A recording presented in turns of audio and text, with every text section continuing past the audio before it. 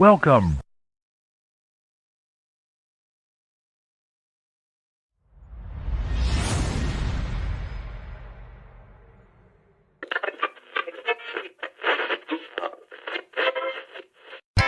You're now tuned into STWF TV, the Parlay Perspective. The Parlay Perspective. Where we talk hockey. Feed Byfield around one man in on goal. Scores! What a goal! Quinton Byfield! And that gets Jim Fox out of his seat here at Crypto.com Arena. Basketball. Take matters into his own hands, Van Horn. Now, you got to get this in from Thursday.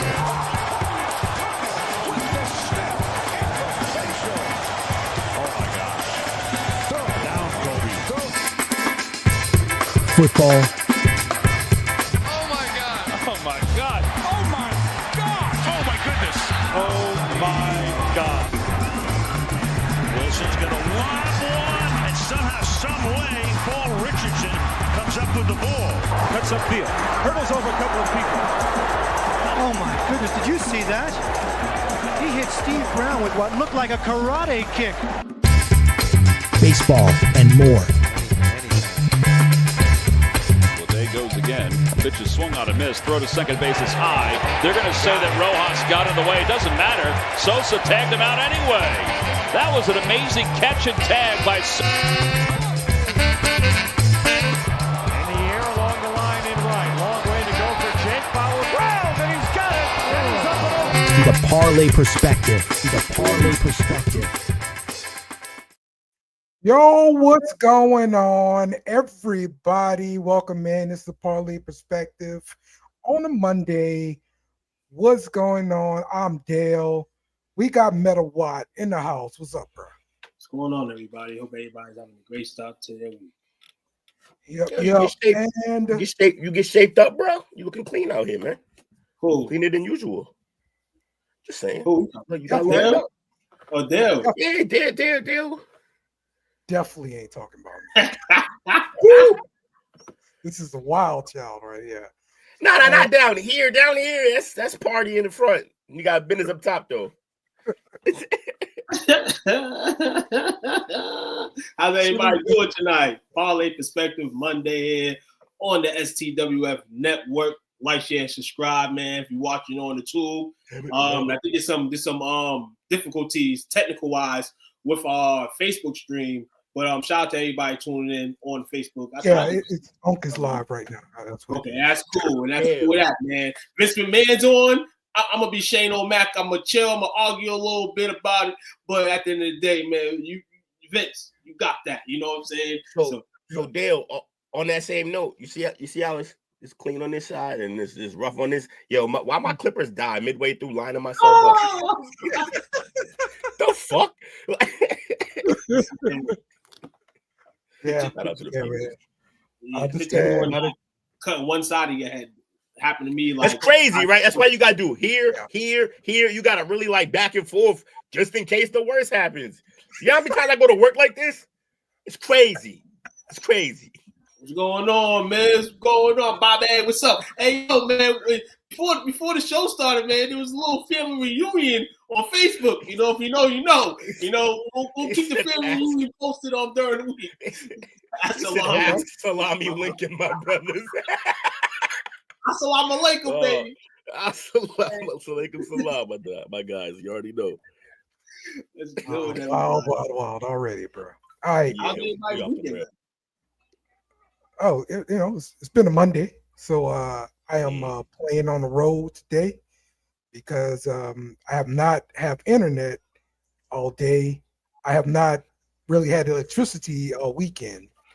So I have no idea what happened in these games. None. I haven't even watched SmackDown yet. Okay. All right. No internet, no electricity. I'm a caveman. Okay, that's what's going on. So the graphics today are going to be extremely limited. And it's all good, man. It's going to be extremely limited as well. They don't come in for the graphics.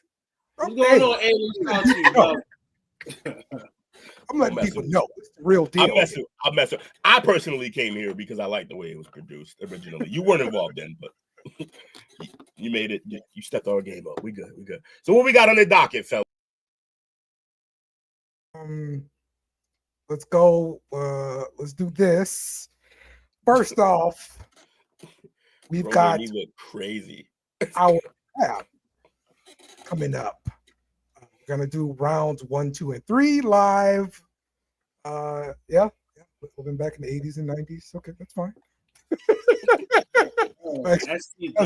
No internet. Yes, definitely no internet, and it's caveman days. I'm telling you, it's so much to do when there's no internet. Are y'all healthy though? Is everybody cool? You healthy? Everybody alive? Yeah, it's first world problems. All right, it's first world problems. Okay. It's first world issue. Yeah, okay. I'm with you. I understand now. Third annual draft watch party of the STWF NFL draft rounds 1, 2, and 3 will be live by us.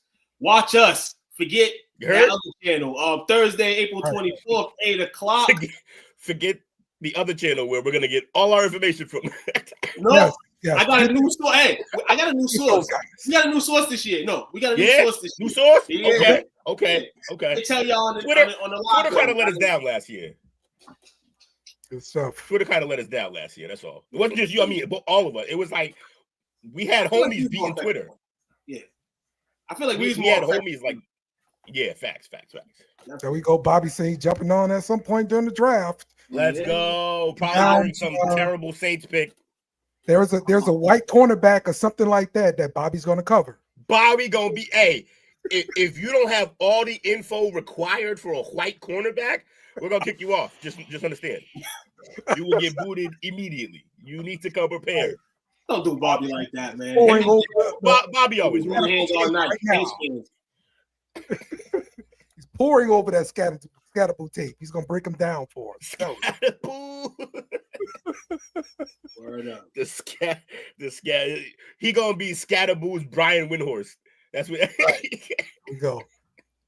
There we go. I got it. White corner. I will cover.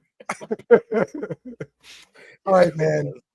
So today we've got the national championship game, men's national championship game. Houston versus Florida. Will, how you feeling about your chances here? All right, so as a Gator fan, real happy about all of this. I think we have a great team going out there. I think we have the single best player in this tournament so far.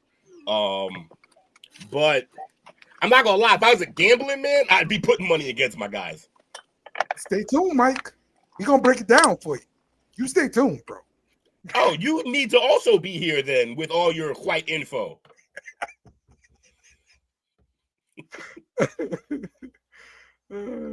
Okay. Some of all this white talk whenever the white guy gets here. I don't like it. It was started before, and you walked in. No. You walked in because speak of the devil, he shall appear. He came in. You came in black though, bro. Okay. He's an ally. Okay. You came in like us. Okay. Now the white man's a devil. Good to know. Always has been. The devil is alive. Absolutely. Or what? One of the two. This game tonight, man. Interesting how the wind blew. For this game to happen. Gotta backtrack a little bit before I give a prediction on this game tonight. I don't know how Duke blew this game, man. I don't know how Duke blew that game on Saturday against Houston. I was sitting there, 8 minutes left in the game. I said, I'm going to turn this off. Duke looks comfortable like they have been the whole tournament. And for some reason, they disconnected. People would say in typical Duke style, but this is a horrible way to lose the game. Though Houston's been a good team all year, this shouldn't be the national championship game tonight. It should be Florida versus Duke, but Duke, for some reason, didn't want the national championship. And it was literally right there. The championship game was right there. The closeout. It was crazy.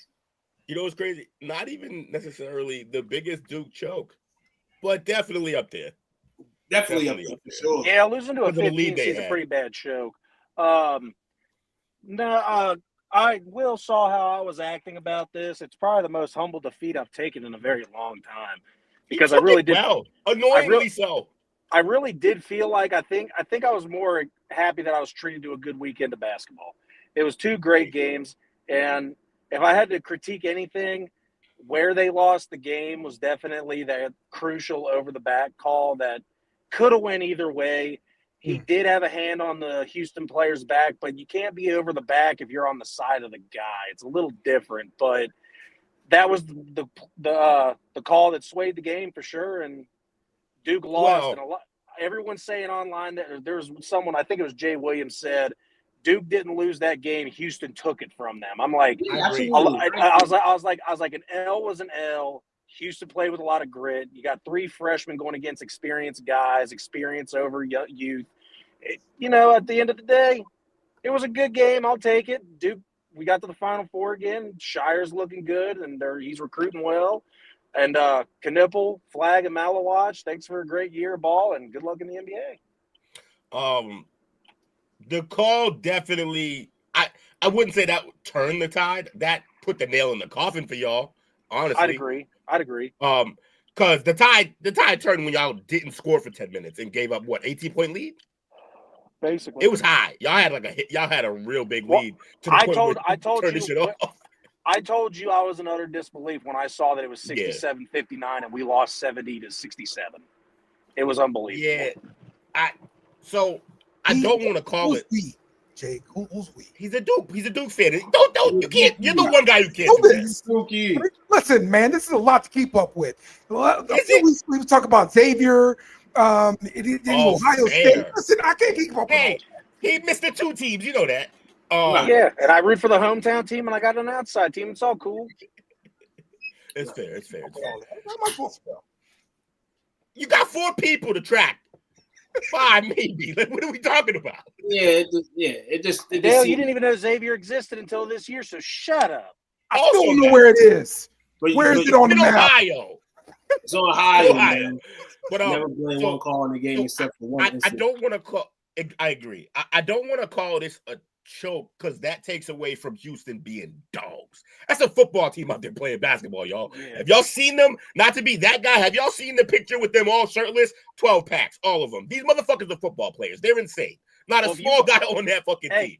If you watch them during their practice, because they put up a Final Four practice before the game and before this, it was, I'll go ahead, finish it. I won't cut you. I'll go. Oh, yeah. So, like, their practice, Kelvin Sampson has them. So they have a whole, like, part of their practice where they put a cover on the hoop. The only way you can score points is getting rebounds. You can't score buckets. So you run your plays, you do whatever you do, and then whenever someone takes that shot, now a point can get scored by a rebound. That's it. They're fighting.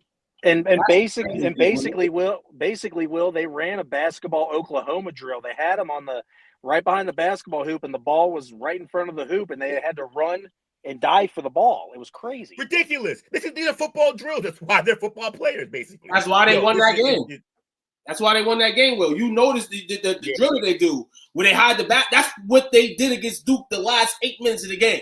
Strictly, Duke, you're going to have to beat us offensively. And honestly, to me, I felt like should have let the man bring them home. Should have let Coop bring them home. And that's not what happened. You know, kept missing. I mean, it turns out I just feel like at a certain point of the game, and it didn't happen because obviously Coop's who he is, and they run their offense the way they run it. When it's time to, and Houston's making a run in this game, that's where you're kind of like, that's the problem, maybe with Cooper. And the thing about this defense that they were doing, though, is that they did the thing that you need to beat Duke, and that's take away the 3. Their perimeter defense was off the charts. It was crazy. And it doesn't help the fact that one of the best 3-point shooters on the team went completely ice cold and didn't make a single 3-pointer the entire game in Proctor. His percentage was like in the 80s for 3-point percentage the entire tournament. He didn't make a single 3. He missed like 6 of them, or I don't know the stat line, but he didn't hit a single one.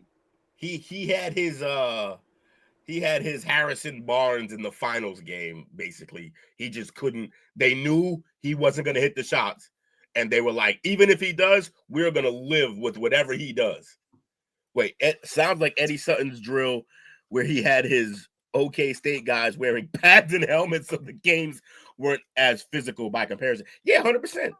This is the warm-up bat in baseball that's way heavier than your bat. So when you get to bat, it's nothing. Like, it's the same type of thing, man. Like, you practice harder than you play. When it comes time, fouls are a thing in basketball, though. What are we doing? Yeah. So, and this was the thing that everybody was talking about leading up to this game. People, basically, if you ask the question before this game, Duke will win if, or Houston will win if. It was very simple. It's if the refs let them play physical, Houston wins this game. If the refs call more fouls and don't let them play as physical, Duke wins this game. And that it showed to be true because they let them play physical. And even though they were losing, they just started to dominate that second half. 10 minutes without scoring is insane with a number one overall pick on the team. You got to get a bucket at some point, man. You got it. Bobby, let me ask you this. Are you not in favor of Cooper Flagg being the top overall pick for the draft? You gotta pose that question better. I don't think Bobby would say that. I don't think Bobby would say that because I think he's worthy of the number one pick in the draft. I just think that overall we're gonna have to judge him now. Hopefully, he's gonna be a professional next year, and we're gonna have to judge him off that. So if Bobby is saying, does he mean he's not that guy? Hold on, real quick. I'm not going to take a shit on Flagg here because he also had 27 points in that game. He played a phenomenal game. He played the absolute best he possibly could. He had a contested shot, and Will said he was hoping Flagg was going to have his Leitner moment. But when you overthrow it and you can't get a three, and you need a three to tie the game because they overthrew it, you're just simply not going to get that moment. And I think Cooper Flagg had a great game. He had a chance to tie it. It went off the front of the rim. I mean, you can't hit them all. I mean, it is what it is. No, you can't hit them all, but the great ones hit that one. That's the problem. And that's what everybody's worried about right now. But him not being he's the number one pick, but this draft also isn't that deep. It's deeper than a few drafts. It's not going to be the worst draft. It's like the top five, I think, are all going to be guys in this draft. But I agree, the draft isn't crazy deep. I think we learned what I've been saying for decades now, multiple decades, that the tourney is about guards. Period. You can have a great big man. Some teams even will win with a big man, but the teams with the best and most dominant guards typically are there at the end of when we play in the finals. Is he saying Flagg is not the face of a franchise in the NBA? Is that what he's saying? Oh, he definitely should be. He's the face of a franchise. The problem is with Flagg isn't not that guy. You gotta ask him. He's got to answer. I feel like where Bobby goes is no. You said the corner piece of a team. Like now, people are gonna see him and he's a great player that you want to be on the team with. Now, I don't know if that's first, second, or third option. You know, depending on where he goes, we know he's gonna go to the bottom of the barrel. He's gonna have to be maybe early that number one, number two guy. So hopefully, with growth in his game, it grows that way. But maybe a second, third option. Maybe on the team he is. I honestly couldn't think of a better place for him to go than Utah. Not just because he's white, but because they need fire over there. And he got fire in him. So, like they need that. They need that dog, and he's a dog that looks like them. It's gonna work out perfectly. And Will and I were talking about it too. I think another good landing spot for him. I'm gonna get some shit for this. Would be the Hornets because LaMelo Ball would have some help finally. I like this. And they could build around it because Mark Williams isn't, as bad as everyone thinks. He's a decent big man that can rebound and play defense. You got Kudak who can score and play defense. And then you got LaMelo at the top, who's the wild playmaker who can get the pass ball. And if you need a shot, he can take the shot. And he got help. You keep saying his help thing. Like, he got help over there. They're not good yet. That's all. As a team, they're not good yet. Like Brandon Miller's. They also can't stay healthy. Yeah, that's another problem. Factual. So now we're talking about staining a college player legacy. Well, listen, there is how much of a legacy is there for a one and done player anyway? Well, the greatest college got a huge legacy in Texas. No, but Melo does because he carried the whole year and won it all. So now he's the golden standard for freshmen. Okay. And when you talk about the legacy for Flagg, he was heading towards that. He was having almost an all-around better tourney than Melo when Melo made his run. And if he makes that shot, good Lord, that we're going to be watching that over and over and over the same way we watched Melo's big shot when he was in this position. Now, that being said, he would have had to go on and then beat my Gators. Like he had more to do. But let's say he does go on, beats the Gators, and does it in a fashion where he kills. Now he's on the level of Carmelo Anthony all time as the greatest freshman ever. Neither of them are going to be the greatest college player ever because Bill Walton just decided to dominate everyone forever the entire time he was there. So, but in terms of being the greatest freshman ever, yeah, that was the legacy he was aiming for. He won't get it now. He's not even top. Flag going to be a Tim Duncan or Keith Van Horn? No, somewhere in between. He won't be Duncan, but he'll be better than Van Horn. I think he'll be better than Van Horn. He's far more athletic than Van Horn is. Or was. Definitely is, obviously, because he's like 80. Okay. All right, it's interesting to get y'all's take on this thing. Around, but yeah, Houston tonight over Florida. But yeah, Will said, man, this tournament, we've seen in history, gods do run shit. You know what I'm saying? We're not in the late 80s where we've seen big men, a horse of big men, you know what I'm saying, the college do their thing. And Houston better let Akeem Olajuwon in the stand in the court tonight on the court and win. I don't know. No, I just think these newcomers disrespect people. How you don't let the dream? How you don't let the dream on the court after the game? They did it. I think they ended up letting him go, but I think it was like a lot of I think too late. Yeah, a lot of bullshit. That's the dream. Y'all better chill out. Let him. Well, Florida's playing. I got a question for you too. Man.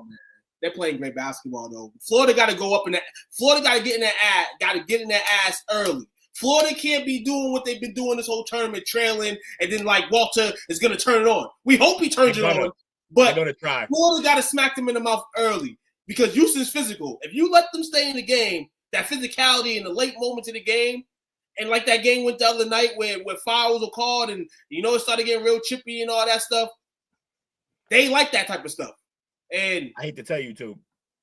I hate to tell you, for what you just said, you're 100% right, and they still gonna do it because just that's just how Florida comes up the gate. They come out kind of slow, even though they're a fast tempo team, and also Houston does that to teams. They make the whole game muddy, bro. I got a question for you though too. The over under is 40.5, 140.5, which means 71-70 gets above. You taking the under or the over on this game? It's a crazy one. Here's why. It's a crazy one, definitely. At first glance, I say, you know me, I always say never take the under, but I would say take the under here at first glance because they're both defensive teams. But Florida pushes tempo and makes you play at their speed. This is gonna be a wild. I think the under first half maybe the way the game. In my mind, this game right here is the game. I didn't want this game. We wanted Duke Floyd, but we don't get that. So we want to snooze for an under. I'm gonna snooze for the over though in this game. But it should go under because both teams defensively are gonna stay still. But I'm just expecting an over to just have an over and all for the tournament's sake. Though Duke's not there, a great turnover on these teams came out to play. But like I said, Florida, like I said early in the tournament, you heard me well. Houston, the defense, they're not going to, like I said, 70-67. You know what I'm saying? They held Duke, who was scoring 80 plus. You know what I'm saying? To that margin. So I don't see them scoring much. But like I said, it's Florida's time to really put that. That's why I said Florida got to go up early. And even if their offense is like that to start the game, they got to hit shots early. They got to make these guys they're going to have to make these guys score. And then at that point, if you can't score, then it's over. They need someone else besides Walton to carry everything. You okay, Dale? Can we do a show? Or I was communicating silently. Thank you. It may seem like you had a problem. Where we going? Sneaking up and making tournament runs with the NIL. No, we're not done. We're not done. We're not done with it. All this money this year proved is that, hey, maybe this year is not the year for the Cinderellas, but I still have faith that they'll get a team or 2 or 3, like there's been in the past, that next year we'll probably make it to the second week of the NCAA tournament. Like, I'm not worried about Cinderellas are done. Cinderella's a dud too. You want to know why? Because every Cinderella usually has that one like senior who's been around and he's nasty now because he's older than everybody. Right. All of those guys get poached. All those Yeah. guys get poached. You know who that guy was supposed to be? My guy, Walter Clayton. Walter Clayton, and now he's just a Gator because he got poached. That they all gonna get stolen because now we can. Hey, come over here. Hey, we see that you're nice now. We didn't recruit you the way we should have.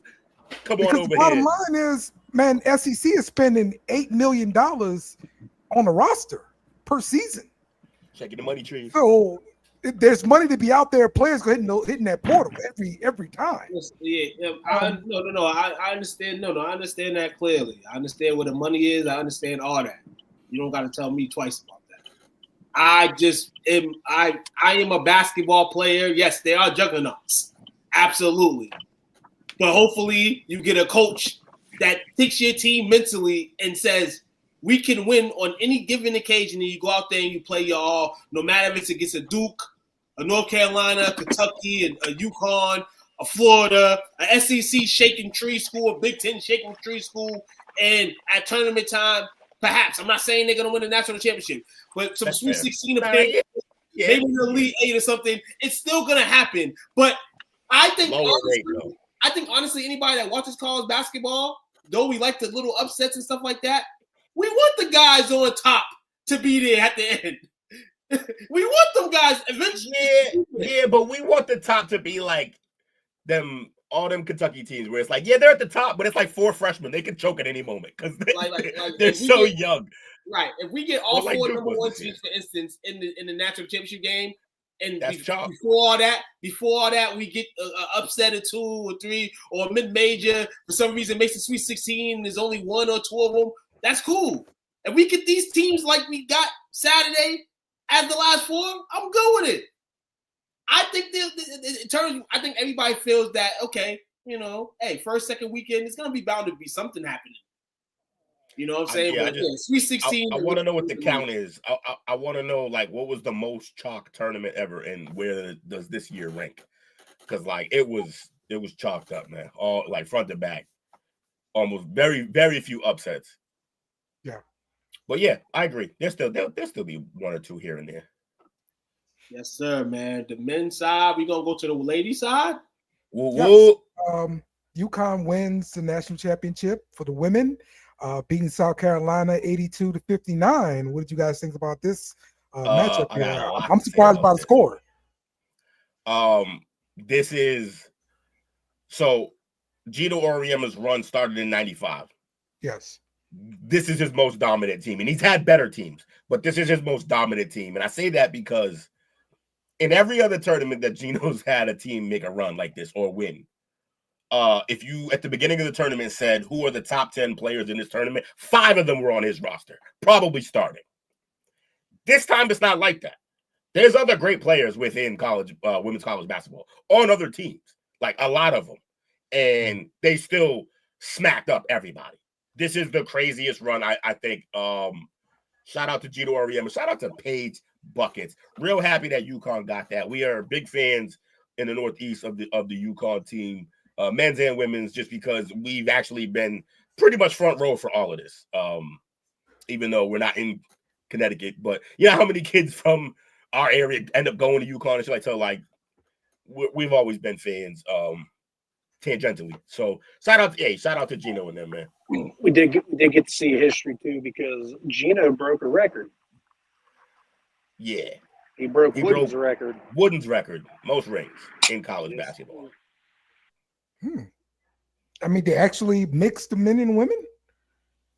For that type of thing, yeah.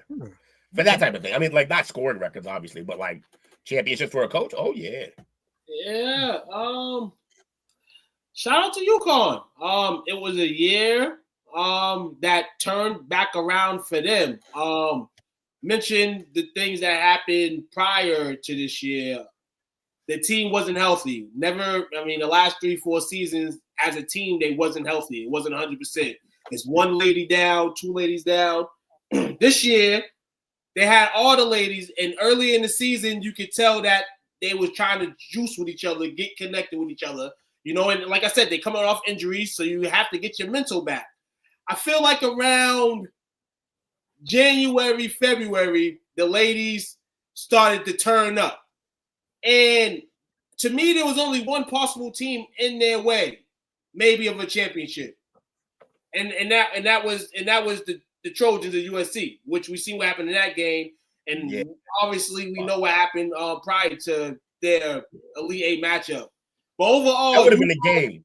Yeah. Overall, UConn against the others, UCLA, South Carolina, and shout out to them. They beat 3 number one seeds. That's never I believe happened in I believe the women's bracket. In that case. So they were healthy this year. And basically what I sum it up is they got their revenge. While they sat there through all that sorrow, watching Dawn Staley dominate, players of the Angel Reeses in the world and LSU, you know what I'm saying, dominate, Caitlin Clark dominate, all these other girls in women's basketball on a come up. I think Gino thought in his mind, people forgot.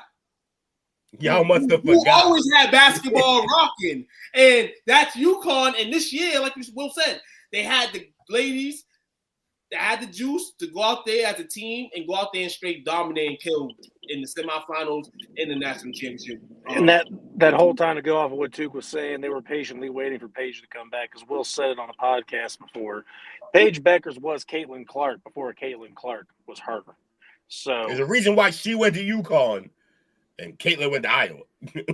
They got the one they wanted. And they finally got her healthy. AZ Fudd also got healthy. A star was born this year in Sarah Strong. Freshman, unbelievable. Greatest run of a freshman in the NCAA tournament for a freshman lady. Next to like a Brianna Stewart, I believe, is the only one that was better than her. Mm-hmm. She might have actually beat her out. But Sarah Strong is the next big thing at UConn. Be ready to watch her for the next 3 years. Unintended. They say lady Joker vibes. That's what I've been hearing around a lot. Like I was a huge fan of Brianna Stewart and Leah Boston and some of the bigs that's gone through UConn. This girl is different. She is good. She plays every bit of the position well. She's got a 3-point shot. She's unbelievable. Be ready for some fun here. And again, like Will said, I'm just happy for Paige. Been rooting for her the entire time when she was there. Can't wait to be a Dallas Wings fan, because I said wherever she goes, that's the NBA or the WNBA team I'm going to be rooting for. So she got it, number one. She got it now. She got it. Yeah. So as soon as that pick drops, the clock is on. Jersey. Dallas Wings select Paige Beckers. I'm a Dallas Wings fan. Let's go. Hey, shout out to Irvin Johnson. Not Magic Johnson, but Irvin Johnson, former NBA player. Had stints with a few teams. Memorable team, the Bucks. He said years ago, said everybody should look out for Sarah Strong. And I watched her a little bit. And, you obviously got to wait for them to get to college to really see, not really see what the deal is, but you want to see them flourishing their careers. And this is a great freshman year. Right? She's definitely going to be probably, if she keeps this up, she's definitely going to be a top 3 pick. And the WNBA will probably be making more money at that time. So along with that, you know what I'm saying? Do your thing, lady. Shout out to the ladies basketball game on another great season. Absolutely. Not the way we wanted it to finish in terms of, who we wanted to see. Like I said tonight, it's what we wanted to see. Juju. The basketball was on display. It was on display at a high clip. You've seen a lot of dominance. Shout out to Lauren Betts as well from UCLA. I'm gonna give her the most props ever. That's a lady next year. That's possibly number 1 pick in the draft. She a beast. She is a beast. Also, matchmakers, figure it out, man. There's no way Juju and Paige should have been in the same side of the bracket. Got it. It's only because UConn. It's only kind of because UConn had that early season tear where they were playing teams, and it was like, okay, they was competing with them, but they wasn't getting the wins. So that right there set them up to have one of those good seedings, but you're gonna end up playing one of these girl teams that have really no experience when it comes down to these type of basketball games. And Gino, the GOAT, got that experience in. I also think they put a chip on UConn's shoulder by making them a 2 seed too. Oh, definitely pissed them off. I don't blame them. Yeah, so they went out. But yeah, no, I agree with Tuke. The UCLA ladies team, good all around. Hammy Hodges' little sister Gabriella was on that team. She's off to play softball at UCLA now. She's a 2-sport athlete. She's going to go on to hopefully end up being in the draft because she was a senior this year too. So basketball runs in that family. Clayton firing up garbage right now. They start slow, Wilcon. We're all good here. I know, but just come on. Yeah, take better shots. Yes, He sir, just fired man. up for like 30. 10-10, first half. Yeah. The NCAA national championship game between I told you, take the under first half. I told y'all, take the under first half. Right Over now? maybe second half. Huh? It's on right now? Yeah, it's on. Oh, I okay. almost didn't want to do this show. Yes, sir. We're going to get through this. Let's blaze through. So, I'll watch some it. tidbits to close up men's basketball. We talked about Flavia Johnson having a decision to make, and she made that decision. She will return to college basketball. We'll see if she's going to stay at LSU or what she's going to do because, you know, everybody's looking for those deals. So, You ain't got also, the money trees? huh? Yeah, money trees. You know how it is. Speaking of money trees, the money trees have been shaken, and some of the commits out there in the transfer portal for LSU. They just got Kate Koval from Notre Dame, 6'5" center. She's like originally from overseas somewhere. So Ukraine. You big behind. We got a big one for you now. How about that? Hey, man. She needs to stay. Shout out to Flavia. Another year under the belt. It's not bad. In a city that loves you, a team that loves you, and a coach that's starting to love you even more and more every day. So can't wait to see what the next year holds for her.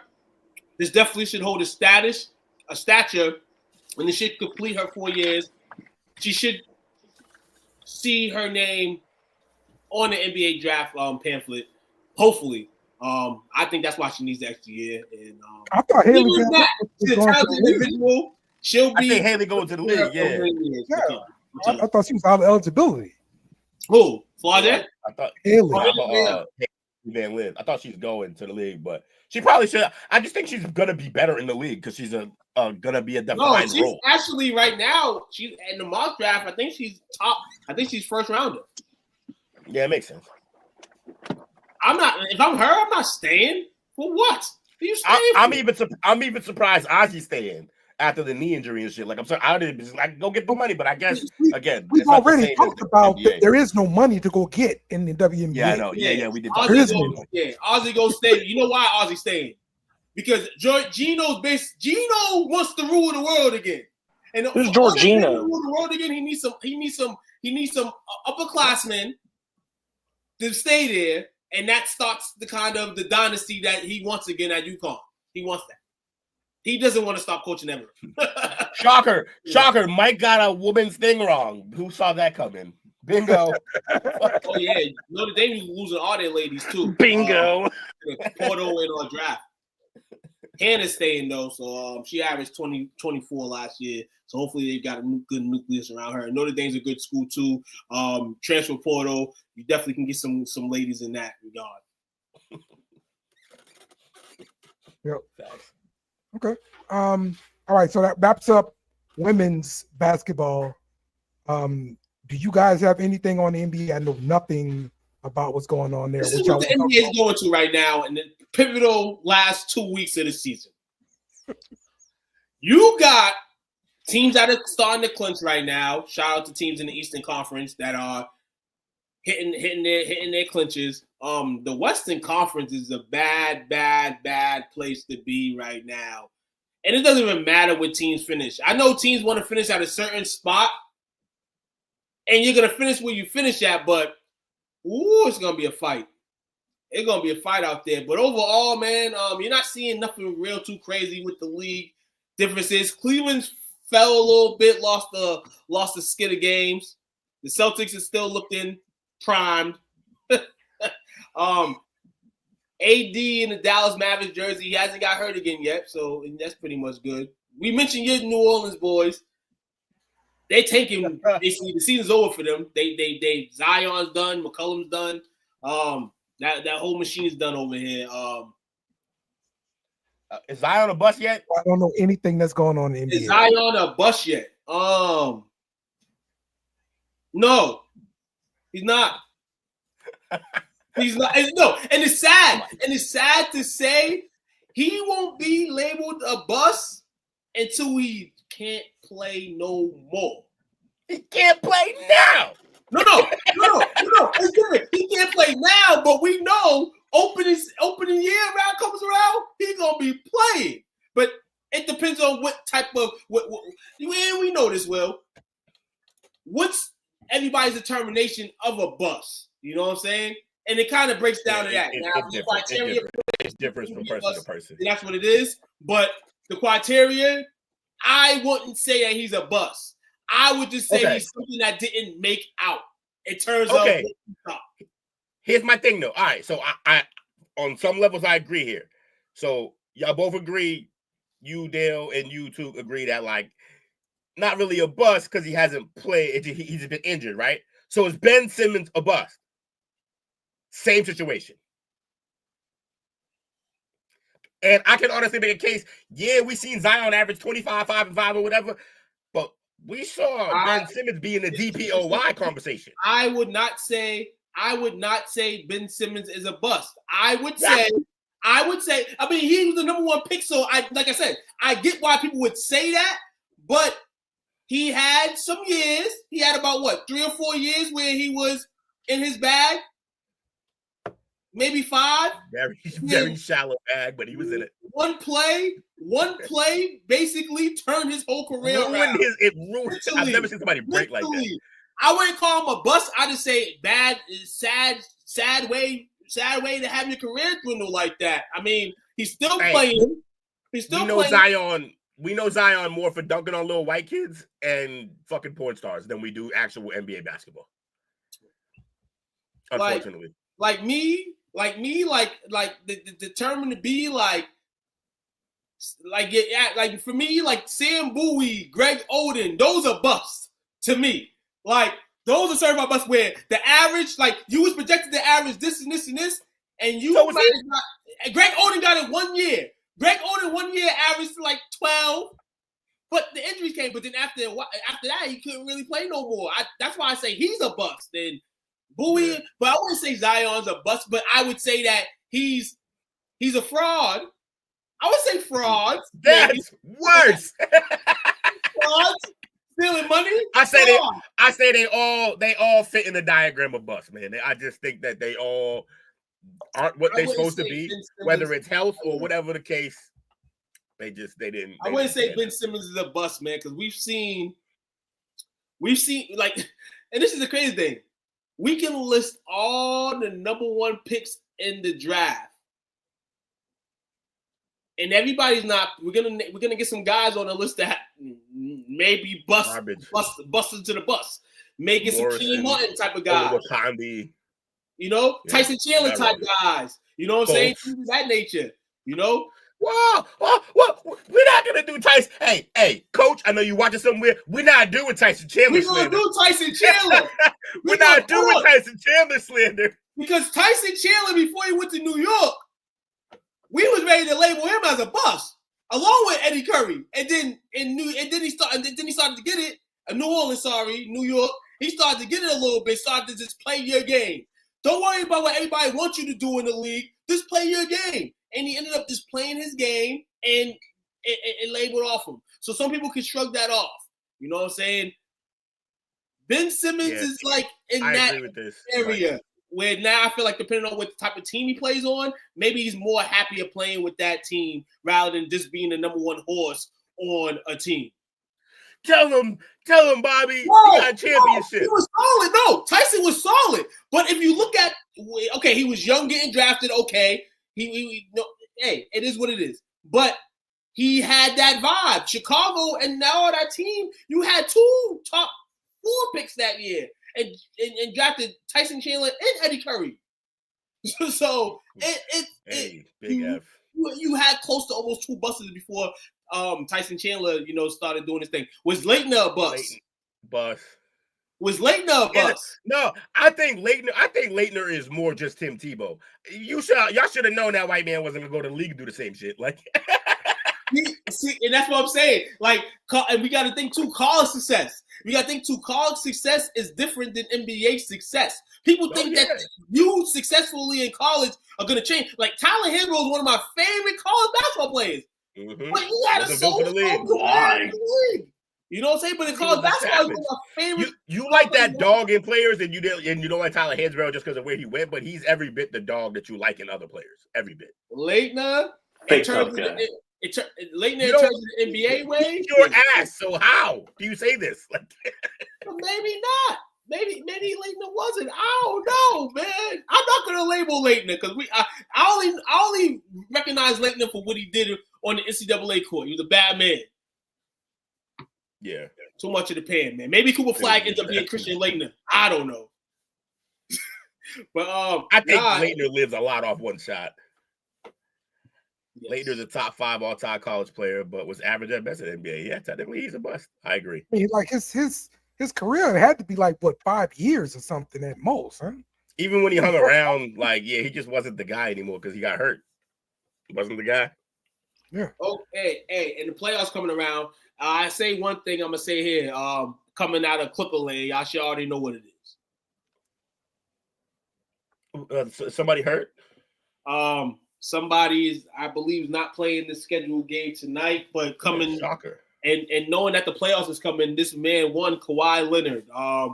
Clippers have been playing decent this year. Shout out to the Clippers. But yeah, the injury bug keeps hitting this man. He keeps at it, trying to play, trying to, do what he do for himself, the franchise, or whatever. But yeah, some concerning news in regards to Kawhi Leonard right now with those lingering knee issues. We probably figure as individuals here that we know this is something he's going to deal with forever, but we're not going to really be able to judge him until he's really shut down forever. And like Zion, this man just continues to play. I'm not comparing the accolades. At all. Don't get it twisted, everybody. Mm. But we can't judge Kawhi fully until he can't play no more. I think the best of him is obviously behind him. Like, he's not going to be. Definitely. Yeah, so the best of. Oh, there's one other thing that I did want to say. I know it's college basketball back, but Duke, I did mention that they didn't face a lot of adversity throughout the season. You did. You just said the blocks and all that stuff. You did. And it kind of came back to haunt them in the end. Oh, he disappeared right when I was saying that, Jem. Where did he go? Oh, and there's another NBA story too. Mark Cuban spoke a little bit recently on the interview with Stephen A. Smith in regards to the Luka Doncic trade, and he felt like it was rooted to a failure understanding Luka, just him as a person, Slovenian background, and just the way he takes it. But my thing is, you can't even say that, Cuban, if I'm you, because don't y'all do all this examination before y'all draft a guy? Or y'all just draft a guy because he can put the ball in the bucket? I would have thought that you guys would do some top pick in the draft. If you felt like he wasn't for your franchise, we know Luka as a player is good for a lot of franchises. But Mark Cuban saying that, and Mark Cuban continues to talk to me as a guy that you sold your rights, basically. And you talking when certain stuff has already happened, which gives me more to believe that you are inside of what happened. And you're coming out talking like, and I understand Dallas, definitely. Dallas fucked this all up, man. Straight up. There's no excuses about it. Talk about the background and all that stuff with him. Dude, you drafted him as a top 3 pick. No, top 4, you traded for him.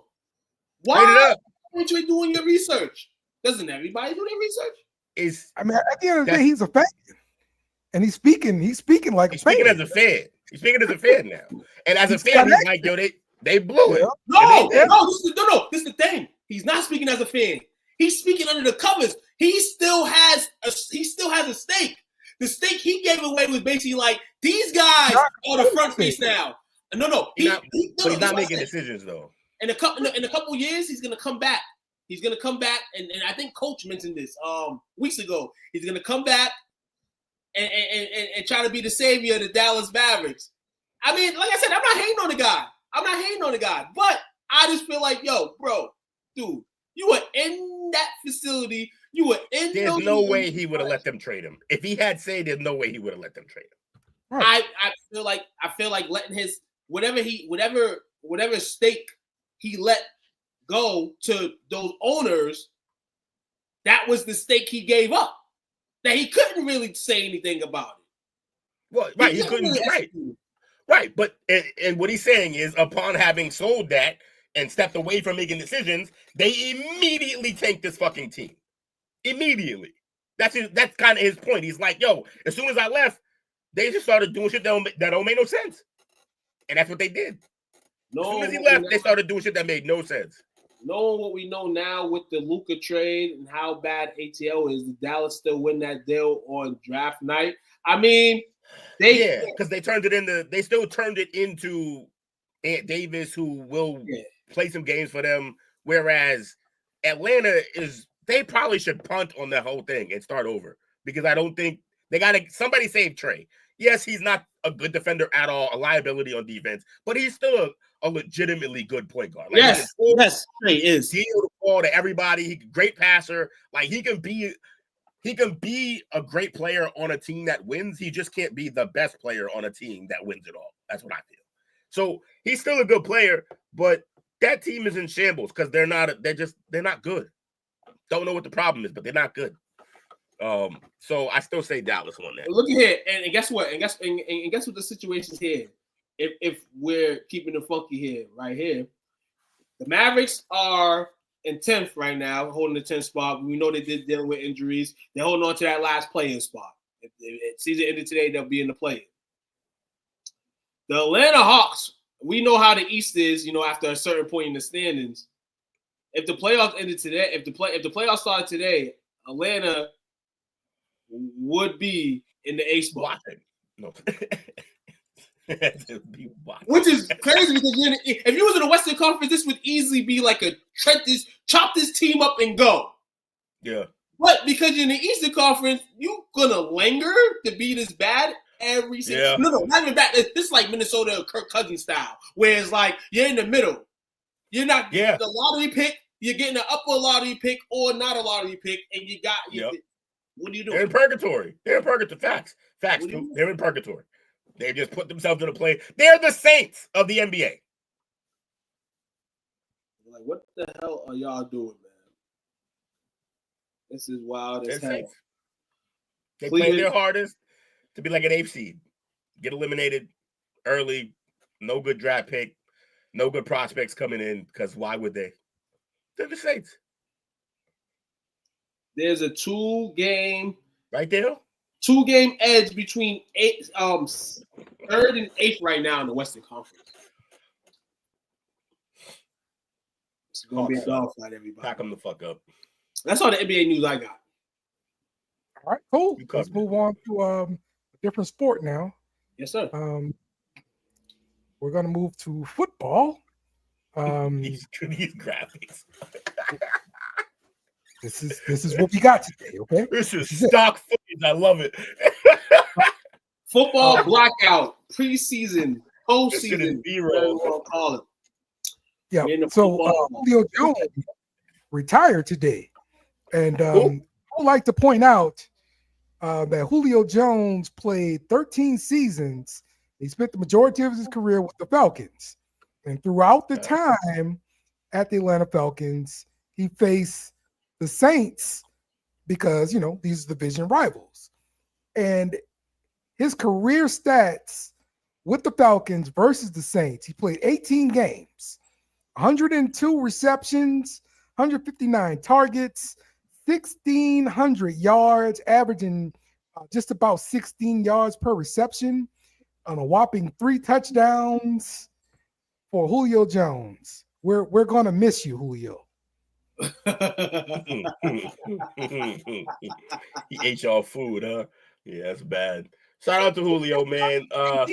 18 games. He had a season a great season against y'all in a career. Like, he had a whole great season against y'all. That's nuts. Shout out to Julio. Unfortunate that he's retiring and everyone already thought he retired. That's rough. You should probably feel like he should have gave himself a farewell tour or something. Like, tell people why you're on the field still. Bro just disappeared. Did he play on the team last year? Was it the Titans? For the Titans, huh? Yeah, that's a pathetically sad way to go. But shout out to Julio, man. Hey, my only problem with Julio is I could literally make a case that physically the most gifted receiver maybe we've ever seen. I know people are going to say Megatron, but I would argue that most of Megatron's amazing athleticism is before the catch. Because after the catch, yeah, he's going to run down the field. If he's open, he'll run by you. He's fast as shit. But it's agility and break tackle. That's Julio. Julio does that relentlessly. After the catch, before the catch, he was just a demon to face. I think it was annoying that he didn't score a lot. He was kind of the Barry Sanders of receivers where, like, he would make these big-ass plays, get stopped at the one, someone else gets that touchdown. They never looked out for bro on the goal line. It was kind of annoying. But, yeah, shout out to Julio, one of the greatest to ever do it. Yeah, man. Shout out to that guy, man. Shout out to Julio, man. Ain't a bad thing to say about him, man. Professional. Played great on and off the field, man.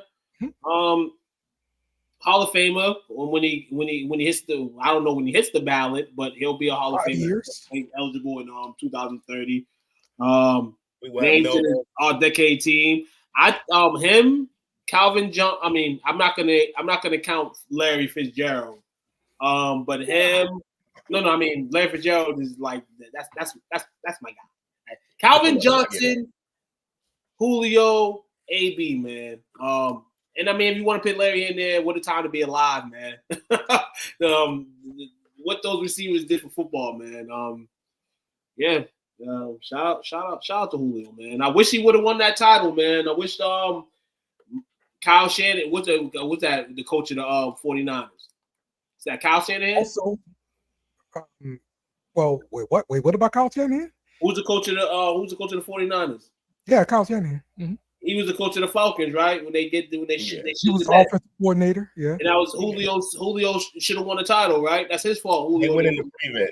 I'm not gonna take Mike's Matt Ryan slander. He's not the reason they lost that game. The whole game plan for the second half was let's just run the ball and play prevent, and you can't do that against Tom Brady. It was bad game planning. Julio, a first ballot Hall of Famer. Ryan gave him a 28-3 lead. Maybe he is. Maybe he's a first ballot. Maybe. Does he get in before Toy? Does he get in before there's certain wide receivers that aren't in yet? So let's see if he jumps over those guys. Yep. Also retiring today, Teron Armstead from University of Arkansas Pine Bluff, 4th round pick of the Saints, went over to Miami Dolphins, played a few years, and now he's calling it quits. Well, shout out to a great career. One of the best left tackles in the last decade, man. Shout out to him. Also, Chat, Dale's rushing us, just so you know. Yep. The quarterback, Trey Lance, signed a 1-year deal with the Chargers, worth up to $6.2 million. I am shocked by this. I'm not shocked. You know why I'm not shocked? Because top 3 guys, like top, and this is for him probably not playing. Like we've seen him play a couple of times, for him fully not playing and not. I mean, he couldn't get himself into a system. I mean, figured he was a number 3 pick. He was gonna get another contract. This may be his last one though, but he got one. So shout out to Trey Lance on that 6.2. They were saying he was in the Canada League. Hey, Bobby, y'all so petty, man. Y'all up on them. Love it. Y'all up on them. And it wasn't even against y'all. We love it. It's a national holiday. That's like that. Hey, that would be like us celebrating the butt fumble. But guess what? We do too much winning to care about little shit like that. I understand. Not a lot of winning. I enjoyed the Falcons' heart getting ripped out. It is the absolute best thing possible to happen besides my team winning a Super Bowl. That's probably how they feel about the pass interference call. I'm sure they. It is. Yes. Still, That was a Super Bowl, and you thought you won it. Yeah, they was. I almost left the Super Bowl party I was at, knowing I had Tom Brady on my roster. I almost went home. You know the crazy thing about it is? You know what the crazy thing about it is? As much as you Saints fans go crazy about that, some people forget what team they was playing that night. And that was probably the worst situation for them that night. And no, the Saints fans don't care. And the Saints fans are probably more mad because they wasn't in that situation that the Falcons were in, because they would have lost that game too. I would have cheered for anybody against the Falcons. It didn't matter who it was. Yeah, it could have been Joe Montana and Jerry Rice. They'd have been like, "Yeah, no, they choked." Like, it could have been oh man, yeah, that's crazy. That's funny though. They definitely laid the egg, man. A lot of guys. Coach, where you at? Also, happy anniversary, Doug. You heard? Oh, happy anniversary. Happy anniversary. My man about to. Hey, he about to lock that door. he about to lock that door. I tell you. Lock the door, coach. No books. Don't do my guy Sterling like that. Lock them doors. They be walking in, coach. I'm telling you, they be walking in. No matter the age, they walk in. So I watched a podcast, Nightcap, yesterday. And this is with, Uncle Shannon there and Chad Johnson. And the topic was brought up about Shedeur Sanders patting the football. And they were saying, that cornerbacks are going to be breaking on balls because he's patting the ball. He's going to be throwing interceptions, all that kind of stuff. The defense is going to eat. So Ocho was like, man, y'all keep talking that crazy stuff. Quarterback's been patting the ball forever. It's a rhythm thing. And he's like, it's going to always happen in football. Offense is timing based, and it's going to keep happening. And what he saw from Shedeur Sanders is not a problem at all. So you guys got any thoughts on Shedeur Sanders patting the ball thing? First of all, everybody's wrong on this, and some people are right, but most people are wrong. The whole thing, this is the issue, is because people are like, oh, they're only saying this about him because he's a black quarterback and it's Deion Sanders' kid. No, they say this about everybody. If you pat the ball, they're going to mention it. That's literally what the whole combine's about, to see what little habits you have fixed in the month or so from when the season ended. Like, that's all that is. Drake May, pat the ball, plenty. He looked fine when he went out there. It's not a problem. Aaron Rodgers patted the ball. Looks fine, not a problem. So they're gonna say, but also they're gonna say, I think Shedeur actually responded to this one a lot better than most of his responses. He was like, I am going to be front and center. I'm about to be one of the highest picks in this draft. I'm going to be front and center. I'm going to be picked apart. This is just part of the process. So I just, everybody needs to relax. Everybody needs to relax. Also, I do think, it could be some maybe not racially charged, it could be, but I think we've gotten further away from that at quarterback now. But I do think it could be father related. Yeah, and you guys do a fucking commercial together. So guess what? You're gonna get talked about. That's how that works. So every side needs to just relax and chill out. Yeah, man, we got a Prime Junior segment, man. Come on, man. You see that? For real. You said hot. I heard. You heard me. Yeah.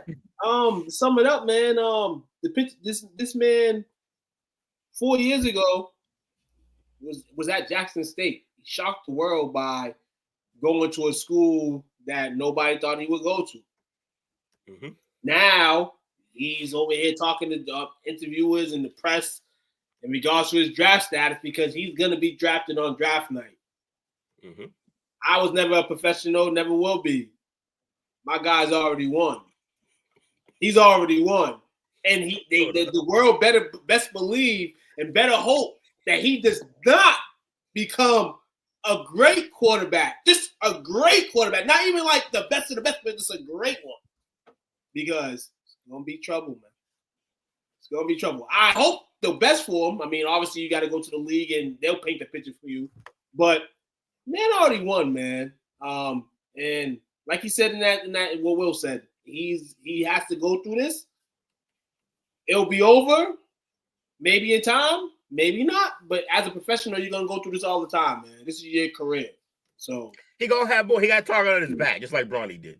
Also, I'd like to point out that the Bronny haters are so diabolical. They're now hating on another kid just because he's a kid. It's crazy. You guys need help, like literal therapy, all of you. That being said, I will say he did something else cool happened. Ian Rappaport, reporter, I don't know what else his titles are, but for ESPN, he called on network. He was calling around. He's NFL Network. Yes. Good call. Sorry. Thanks. Appreciate the help, Dale. Look, he's good for something. No, I'm kidding. Let me stop. So Rappaport, always on the McAfee show, he comes on and he tells the story. He said he was looking around asking for everybody. You're stupid. So Rapp's asking who can he, like, how can he wants to reach out to Lil Prime's peoples. He wants to find out, like, is he gonna throw? Is he not gonna throw at his pro day or whatever? So he's calling around. People just say, call Coach. And he's like, Coach Prime. So he calls, he gets a phone call from Prime. Prime calls him.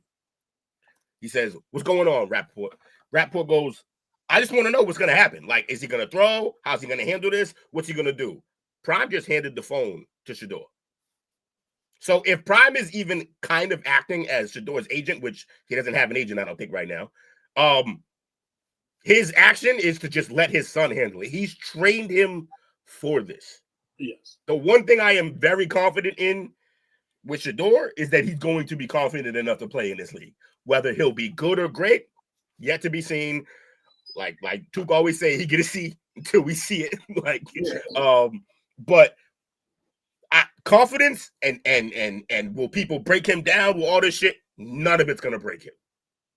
He'll be fine. But the reason, even if he goes to New York and got to deal with those fucking people.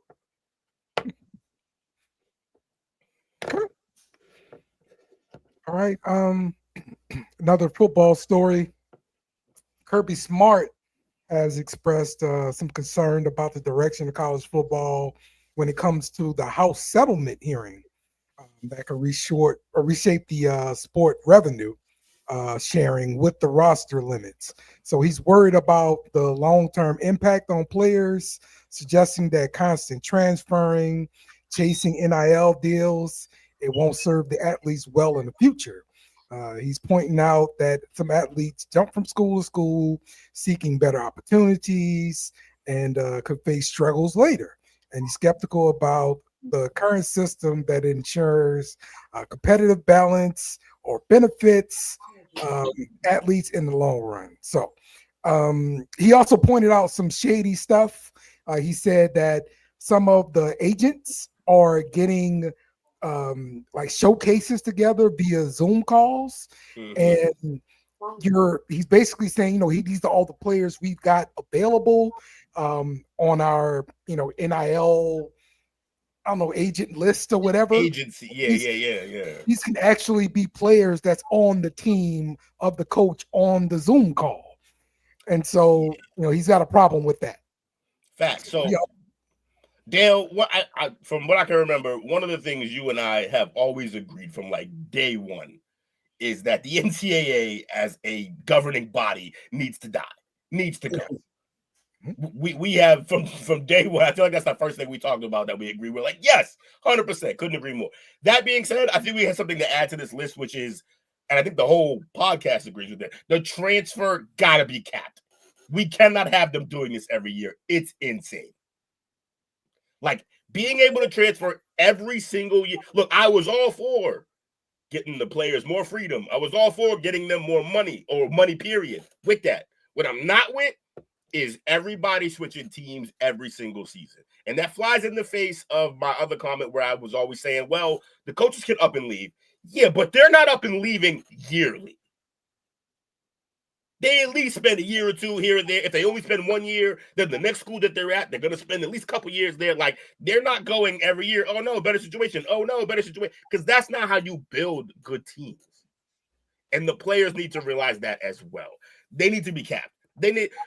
I'm okay with it only being allowed to transfer once. But if you want to give them a little more freedom, then you get one every other year. How about that? best. At best, you got to stay somewhere. You got to commit. What are you doing? Yeah, once upon a time, be a commitment to them too, because the current model, like scholarship, we're just talking scholarships. Scholarships is on a year-to-year basis, so there's no commitment for the school. Right, but if you're treating it like a job, then it's based on performance. Because if you're balling, you're gonna get another scholarship. Okay, so if you treat it like a job, then you can move to different jobs all you want to. Except, can you? Because will you get a job if eventually if your resume says I worked here in 99, here in 2000, here in 2001, here in 2002, and mind you, you're not actually going up in these companies. You're just switching. Eventually, someone's gonna be like, "Yo, what's up?" They're not gonna hire you. Right? Why the hell are you leaving this place fucking after 2 years, after 2 seconds, after 4 months, after 5 months? Disagree. We've seen many companies, especially CEOs, take over one company, and then 6 months later they're over another company. 6 years later, 6 months later they're over some other company. So it happens even at the highest. No. That is a different thing. They're starting different companies. No, you mentioned CEOs. You're saying they're starting different companies, or they're just talking about middle class citizens right here. CEOs over those companies. That mean they started all those companies. All right. Well, what about Congress? What about president? You can't do that in those jobs. So, admittedly, there's jobs. Admittedly, there's jobs where you can't do this shit. Correct? Yes. Public jobs have terms. I'm saying college football should be one of them fucking jobs, like that you can't do. That's fine. That's fine. That shit, wow, yeah. I remember once upon a time your transfer didn't go through. You was happy. You was lucky to get your transfer through the whole year. You wait a year. Now it's like as soon as you put the transfer in, 3 days later, you gotta go to Blinn College. You gotta go to Blinn College and win a ring. Right. Crazy. Tulane's QB has been to LSU, Auburn, Texas State, Western Kentucky, and this year Tulane. You shouldn't even have that many years of eligibility to make it to that many schools. That's crazy. Yep. And he got arrested for stealing the car or something like that. Because he's just doing great. Like he said, my Hurricanes had a 7th-year senior at tight end. It was comical. He's got a fucking 401k. Get him out of college football. That's crazy. Between that, people in college basketball, the dude Dickinson that went to Kansas this year and was at Michigan before that, he's entering the transfer portal and he's going to like his 9th year of college. Can this be the final year of fucking COVID years? Because they're just handing those out more than the COVID checks they were handing out. It's wild. Everybody got the COVID year. So, yeah, that was... Everybody got 3 COVID years. This guy's 40 years old in college football right now. Oh, yeah. It's unbelievable. Yep. Enough. Do we have anything else that you guys would like to talk about with football? That's the last story I got. Tune into the play call shit on Wednesday if you want to find out anything else football. He got y'all. I was getting ready to tune something up, but you know what? Yeah, show the fuck up. He's right. All right, let's talk some baseball, y'all. Never mind. We can go back to football.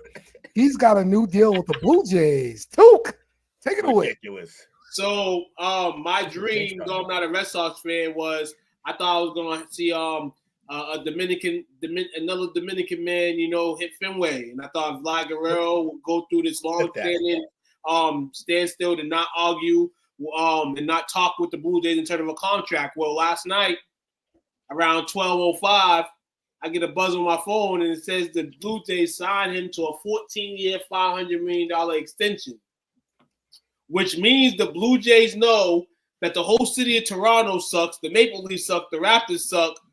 We have to have a face, and we have to give this man what he wants. So we're going to give this man what he wants. $500 million. Yes, and we're going to deal with him until we can't deal with him no more. So I'm still saying about 4 to 5 years, Black Guerrero will be in Fenway. Fenway, don't give him hope. He'll be there soon. Just He's not probably right. not wrong. He's probably not wrong because that's a contract we wouldn't want to sign, but we would have no problem like taking eventually for one of our players, and you got to eat some of that contract on some Bobby Bonilla shit, and we'll take the player. I agree with you too. Also, clip it. He said, as a Red Sox fan, clip that shit. Get him. We heard you too. We heard you. Oh no, I'm sorry if I did say that. I'm not a Red Sox fan. No, can't take it back. No take backs. We called it. That's it. I come get back. A B hat. No, get a B hat. Put your B hat on and take the prime off. I'm not a Red Sox fan, but it probably would make me turn if Guerrero came. It made me like I feel a little more than I There's hate. certain players that can do that. There's certain players that can do that. That's fine. I fucks with Vlad. I fucks with Vlad, so I would like him to come here, but he ain't coming now. The Blue Jays and Red Sox open up a series this week. They have Fenway tonight. Through Wednesday. Vlad hit one out of the park to Holly. Division 2 Talk about Division 2 stools. Hey, you gotta refresh, coach. you gotta refresh. Listen, I will say I don't want a Division 2 school guy getting drafted in the first round for my Saints. So yes, I will say that. Enough. Don't want that. Enough. Good. You need it. You need it. With baseball. The Dodgers visited the White House. How'd that go? It went great. Saw Trump like insulted some senator he didn't like. That was cool. Big Trump guy over there. Big Trump guy. WP. With a red hat at. With the crayons at. The last thing I want to update on this torpedo bat thing. Nothing. It's gonna ride. They're gonna ride with this. This helps baseball. Okay. This helps baseball. This is the sound of it. Makes people. Are we seeing more teams adopt it? Oh yeah, I think so. I mean, I don't know who's who's legally on, not legally, who's on record as using it, but we talked about there was 5 or 6 players across the league already using it, and I believe they'll continue. I think some of the teams were waiting for let's see if they cancel this shit, because if they do, why would we make this change and mess with our swings? But if they're not going to take it away, yeah, more teams are going to do it. And I don't have a problem with it. Like I said, it's still harder to actually make contact with the ball on the sweet part of the bat. But if you do, it's going to go far. I think the only way to get rid of this, I think now, is if pitchers start getting beamed in the head, because them balls are coming back too quick. That's the only way I see that happening. Other than that, it's here to stay. I don't see why you would take it out. It's the counterweight. I always talk about, things are cyclical. They always go in cycles, and we had the years of the steroids where everybody's just hitting fucking bombs. That happened because the sport was dying. People were tired of seeing 2-1 games, so they let them juice up and hit the ball a mile. Everybody watched. Then they all sent them to court. We all stopped watching. They kind of fixed the game a little bit, but then it became pitcher heavy again, because when everybody's playing on an even playing field, or it is very hard to hit these baseballs. Okay, that it's the hardest thing. Round ball, round bat, moving at 90+ speed. It's difficult, and so now there's been another counter to what was happening in the league, and it's just always going to happen. So I don't have a problem with this, and I think it's here to stay. How you feel too? It's here. It's here. Yeah. I love it. I mean, if we don't have to deal with people, getting fined. I mean, people still gonna get fined for PEDs. And still go that route rather than just go with a torpedo bat. I guess the drugs are much cheaper, they say. Way better, way simpler. It's definitely a good start. We're talking about baseball before July 4th. We spoke a lot about baseball before July 4th, which is interesting. So you keep on, MLB. Hey, but y'all might be in the bottom of the barrel this week, man, because hockey did some shit. Some shit happened to hockey. That should have led the program, honestly, but nah, hell no, it's not gonna lead the program. But we can end it though. That's a good note, right? We end. Fair enough. It was the last slide. I was gonna skip it because Jake wasn't here. Nah, hell no. This ain't the Jake thing. This could be a Jake thing, but this is an everybody thing. The Jake topic was last topic. You gotta skip when it was the Vlad contract. That's his team. Okay. Jake out here. Hockey. Okay. Hockey stuff. I got nothing. Shout out to hockey, man. Alexander Ovechkin, man. Ovi. Shout out to that man. 895 goals. Breaks the all-time goals record held before by the dog, the GOAT, who was at the game yesterday and shook his hand. Wayne Gretzky. So that was dope. Against the New York Islanders, a game that I believe Washington did lose, but everybody was excited for the 12:35 Eastern Standard start to see Alexander Ovechkin make history, and he damn sure did make history, and I'm happy that he did it, and I'm happy that it's over with in terms of the record. He can go do it and put more numbers on that so it won't be broken, but going towards the playoffs for Washington, they don't need that distraction. They got it out the way. He's a magnificent player, able to do that.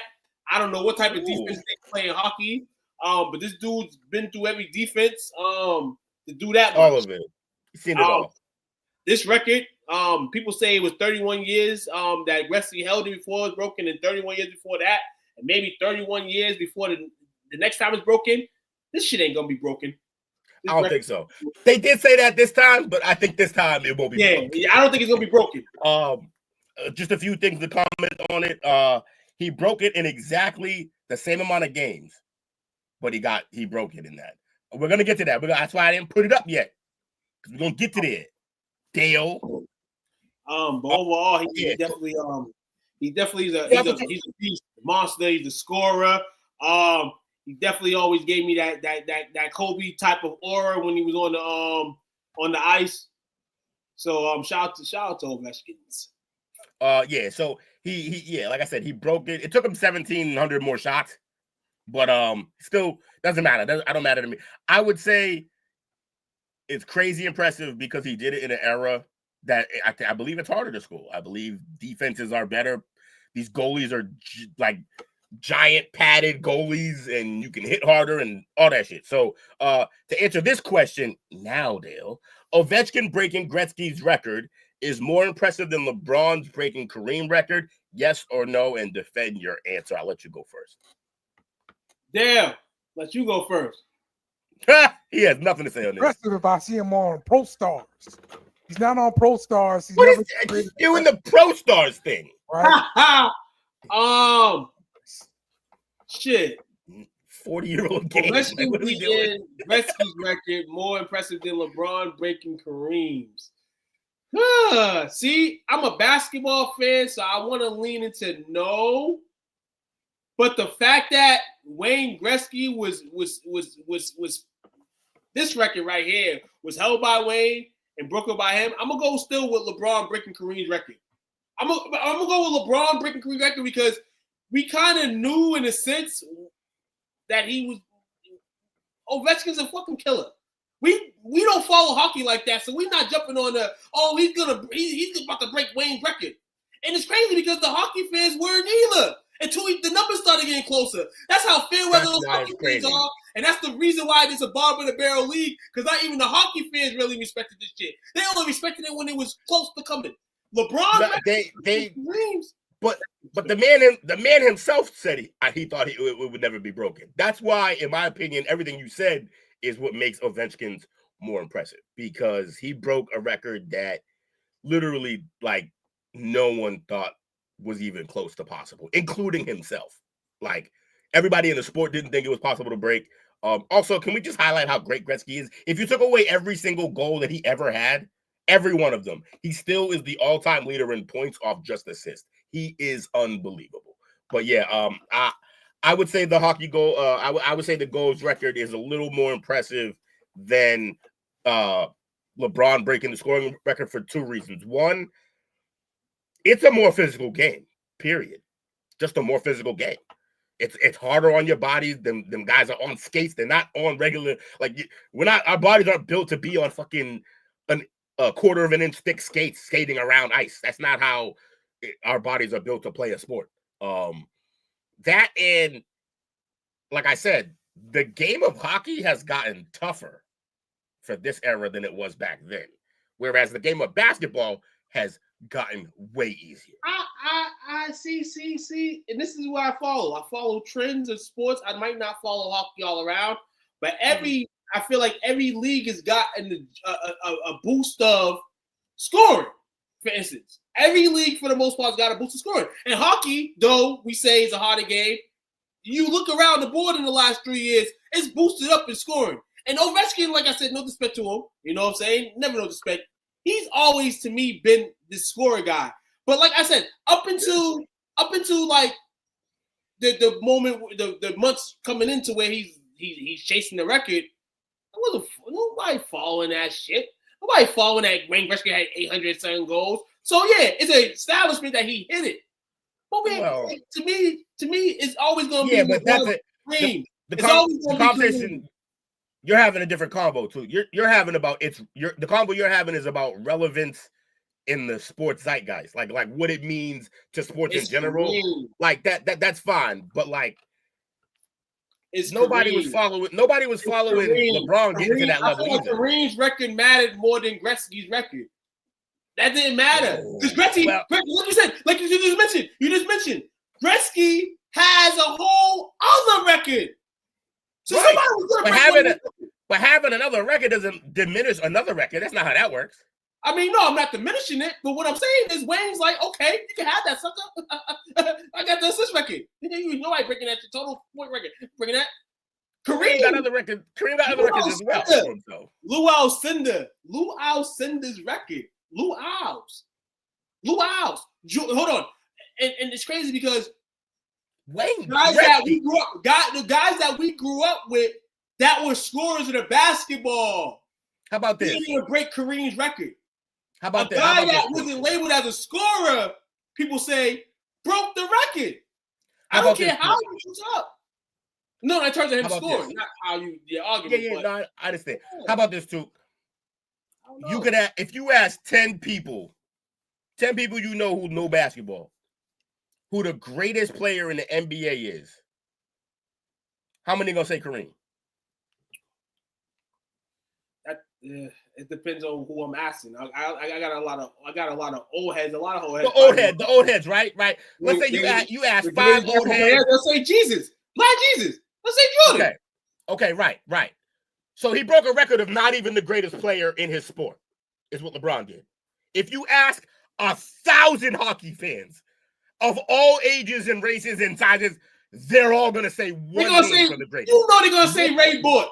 You know they're gonna say Ray Book. Not one. You know they're gonna say Ray Book.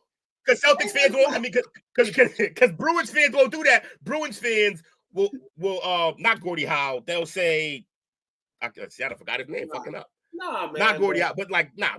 Look, point blank, he beat the GOAT's record. The GOAT. That's whose record he beat. LeBron beat, he beat Kareem's. Great player, not the GOAT. Hold on. Great player, not the GOAT. We learned tonight, and I might think about this 5%, that Kareem Abdul-Jabbar was not, and people still may think in his era that he was the greatest player of all time, but he was not the greatest ever player of all time in the NBA. Hey, Dale, you want to chime in on that? We always get stuck on basketball. Some kind of way we get stuck on basketball for extremely long time.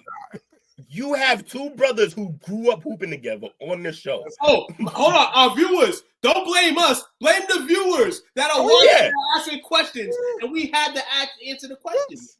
Absolutely.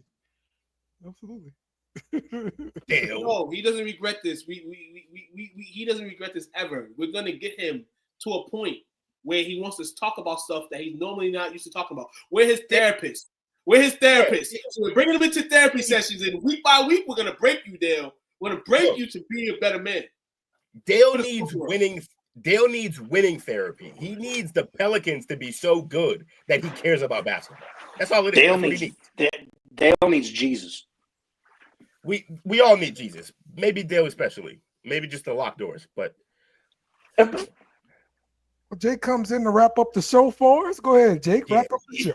You missed all your topics. My bad. You had 2 topics set up for you perfectly. We'll let you weigh in on Vlad's contract. How about that? Okay, that's fine. Well, this is stupid because Will already knows the take on this. So, did he get overpaid? Yeah, there's a good chance. But the thing is, this is what the Toronto fans want.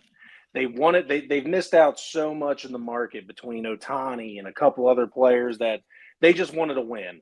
They got their win. They got their guy. And also, like I said to Will last night, this doesn't hurt your free agency chances. It's a small market. Vlad, knowing that there's a star there for the next 10-plus years, could actually help bring in some free agents. The only problem is, where are you going to get the money to pay him being a small market?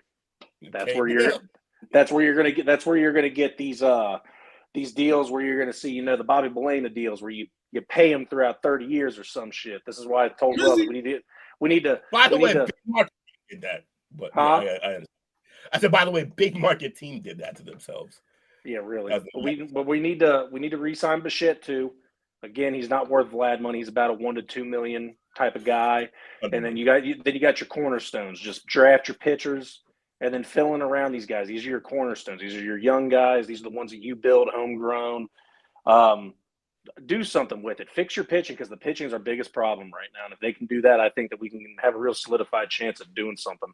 Other than that, sorry I missed the middle of the show. I had some pressing stuff to take care of at the house, but it's all taken care of now. Everyone, thanks for being in the comments. Missed you today, Coach. Dale, you suck. Took and Will, you guys are great. Yes. Vlad, Bobby says Vlad will be in Toronto at max 5 of the 15 years, and I kind of agree. Sweet Caroline. Coming in, man. I hate it. I hear it in my fucking sleep. I hate you guys. All right. Listen here, it's halftime in the NCAA National Championship game, man. About to enter the second half, I believe. Both the guards aren't doing shit. Clayton 0 for 4, Cryer 2 for 6. 31-28 start the second half. Houston's up 3. 31-28. 28 is now after Houston 3. And try to check that out. Because I have not watched. Hey, Will, now I'm gonna go under. Yeah, but I told you first half under. We'll see about second half. You probably no. I thought you were talking about I thought you were saying the overall. So I did say overall. No. I did say overall, but I was saying if you want to, if you're not sure, put it that way. Yeah, first half. I'm a guy that loves taking first half unders. I don't know why, but it's the world we live in. First half undies. Hey, first Will, why did the winners? Hey, Will, why did the lion eat the tightrope walker? Why? Why, Mike? He wanted a well-balanced meal. Nice. All right. We appreciate you. We appreciate you, chat. Shout out to everybody in the chat. Oh, you want me to roll call since? Yes, please. All right. Okay, I'll roll call. Shout out to Bobby, Mike. We had Aiden, Jaden, Ampero. Aiden, Jaden. That's a wild name. I like that. Coach was in here, creeping. He's supposed to be out there locking doors, creeping. He about to be locking doors tonight. Who else was in here? I think that was it. I said Bobby. I said Mike. Yeah, that's. Shout out to my little homie Aiden for being in the building tonight. You know what I'm saying? Oh, that's your little. Hey, shout out to bro, man. I appreciate it. Little homie. He probably got off early because it was past his bedtime. But you know what I'm saying? Don't do money like that. Don't do bro like that. How old is bro? Why you know what I'm saying? My little youngin came through to show love. He had to go bed. He got school tomorrow. He came through. He tried to show the big dog. I like it. Oh, one more thing before we leave tonight. Chris Jenkins of Villanova suing the NCAA for not allowing him to use his likeness images during his stint at Villanova. If you don't know Chris Jenkins, he hit the game-winning shot. He hit the biggest shot in college history. Yes.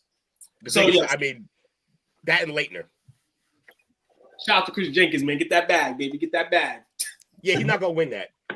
He ain't. Too late to sue.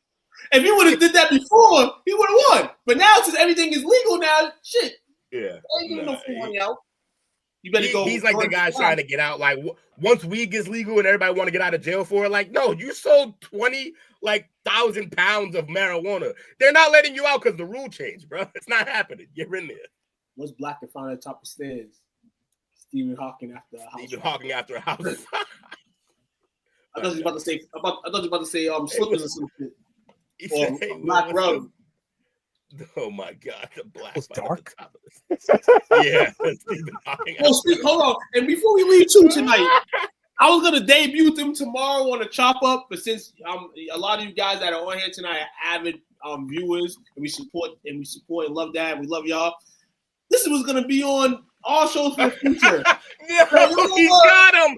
The colors of the world crayons. Listen here, I told y'all last week my boss was thinking of me, and she was watching the podcast. She gave me these.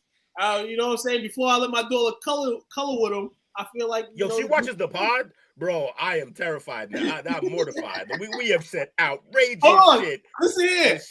Hey, I love that her humor was like, I'm gonna get him these. That's great. You got a good boss. Don't fuck that up. Listen, yeah. And she's not the dark crayon. Let's let you know that. Yeah, that's fair. We should have considered the source, Mike. You're right. But yo, dark shout out to your boss. You know what I'm saying? So. Love it. Y'all get y'all crayons together, man, for tomorrow. Crayons together. Tomorrow, chop up. I believe we're supposed to try something from Popeyes. Yes. Yeah, Popeyes night. Bring your Popeyes. I think some of us will. I'm gonna have to. Let's have a Popeyes near them. Shut up, Dale. Motherfucker wants me to drive $80 to try pickle lemonade. I'm not doing that. What's wrong with what it smell like in here? It smell like bitch. Okay. Will, you could totally cheat this though and just get some of your lemonade and then pour a little pickle juice in and say you got it. You know what? I'm just gonna get lemonade and say I did it and tell Dale to go fuck himself. That's right. All right, we'll see y'all tomorrow for the chop up. Definitely appreciate everybody chiming in today, and we will see y'all later. We out. We out now. Thanks for watching our show. Remember to subscribe for more shows on the network. Smash the like button, share, and comment.